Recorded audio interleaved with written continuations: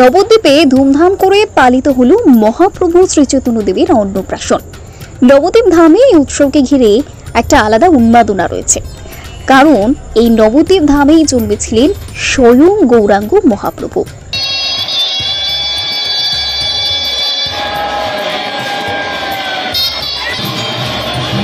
শনিবার বিকেল প্রায় ৩টে বাজতেই ধর্মীয় আচার ও রীতিনীতি মেনে শুরু হয় মহাপ্রভুর অন্নপ্রাশন অনুষ্ঠান।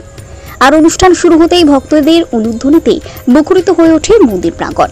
এদিন সকাল থেকেই মহাপ্রভুর অন্নপ্রাশন অনুষ্ঠান ঘিরে সাজো সাজো রথ ধামেশ্বর মহাপ্রভুর মন্দির প্রাঙ্গণে।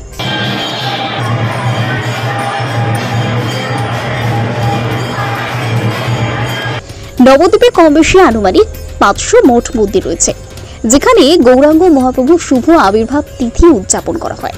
তবে মহাপ্রভুর শুভ অন্নপ্রাশন অনুষ্ঠান অনুষ্ঠিত হয় শহরের মধ্যস্থলে থাকা নবদ্বীপ ধামেশ্বর মহাপ্রভু মন্দিরে।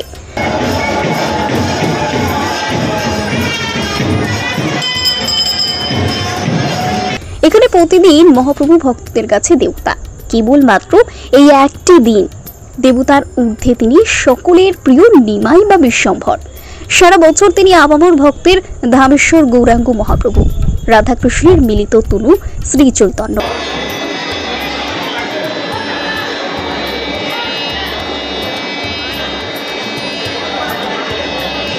যেভাবে পরিবারের কোনো ছোট সন্তানের অন্নপ্রাশন অনুষ্ঠান করা হয়, সমস্ত আয়োজন ঠিক সেইভাবেই করা হয়েছে, যেখানে ঝিনুক বাটি, চুষি কাঠি থেকে শুরু করে সব থাকে। পাশাপাশি ৫৬ ভোগের আয়োজন করা হয় ও অন্নকূট মহোৎসবের মতোই অন্ন দিয়ে গিরি গোবর্ধন পর্বত তৈরি করা হয়।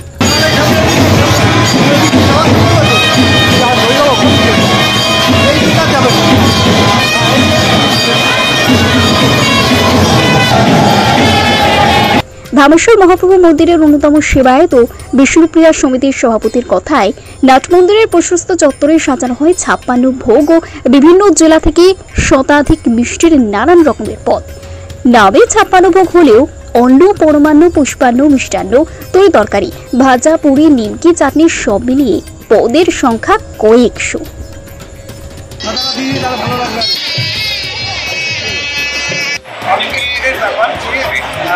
জন্ম হওয়ার পরের দিনকে অন্নপ্রাশন, একটা শিশুর ৬ মাস পর অন্নপ্রাশন। কিন্তু আমাদের ভগবানের অন্নপ্রাশন, এই অন্নপ্রাশনের মহাত্মটাই হচ্ছে অর্থাৎ ভগবান শ্রীকৃষ্ণের তিনি গোবর্ধন পর্বতকে ৭ দিন ধরে রেখেছিলেন। এই ৭ দিন অর্থাৎ ভগবানের ৮বার ভোগ হয়, সেই ৮বার ভোগ কখন ছিল? ৭ + ৫৬। এই ৫৬ ভোগকে সামনে রেখে মহাপ্রভু হচ্ছে আমাদের যেমন শাকের আইটেম প্রায় ১০-১২ রকম, চাটনির আইটেম প্রায় ১০-১২ রকম হবে। তারপরে ছোট ভাজা ভাজা হয়ে যায়। আর মিষ্টি প্রায় ১০০ এবং মিষ্টিগুলো এসছে বিভিন্ন জায়গা থেকে এসছে, কোনোটা বহরমপুর থেকে এসছে, কৃষ্ণনগর থেকে এসছে, শান্তিপুর থেকে এসছে, বর্ধমান থেকে এসছে, এবং বিভিন্ন জায়গা থেকে মিষ্টি এসে দেখতে পারে। এবং তার সঙ্গে আমাদের এখানে অন্ন, প্রতিষ্ঠান, মোচা, শুক্তো, ডাল, পুষ্পান্ন, নানান রসা বিভিন্ন হবে। এবং সবথেকে বিশেষণ হচ্ছে যে এটা আমাদের বংশের যারা মায়েরা আছে, আছে তারা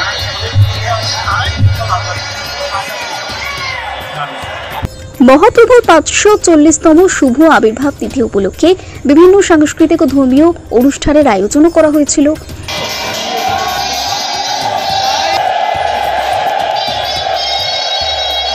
শুক্রবার শ্রী চৈতন্য মহাপ্রভুর আবির্ভাব তিথি উপলক্ষে দিনভর বিভিন্ন অনুষ্ঠান শেষে সন্ধ্যায় আয়োজিত হয় মহা অভিষেক অনুষ্ঠান। অপরদিকে অন্নপ্রাশন অনুষ্ঠানকে কেন্দ্র করে শনিবার দুপুর থেকেই অসংখ্য ভক্তের উপস্থিতিতে এবছর ধামেশ্বর মন্দিরে অন্নপ্রাশনের বিশেষ আকর্ষণ নদিয়া সহ একাধিক জেলার ভিন্ন ভিন্ন মিষ্টি দিয়ে সাজিয়ে তোলা হয়েছে নাট মন্দির, যা প্রত্যক্ষ করতে ভক্তরা ছুটে এসেছেন বহু দূর দূরান্ত থেকে। আর হবে নাই বা কেন, স্বয়ং শ্রী চৈতন্য মহাপ্রভুর অন্নপ্রাশন বলে কথা। একমাত্র এই মন্দিরে মহাপ্রভুর অন্নপ্রাশন উৎসব পালন করে থাকেন মন্দিরের সেবায়ত গোস্বামীরা। তারাই বহন করে চলেছেন বিষ্ণুপ্রিয়া দেবীর উত্তরাধিকার। পুরুষানুক্রমে গোস্বামীরা এই উৎসব পালন করে আসছেন। Bureau report, TV19 Bangla.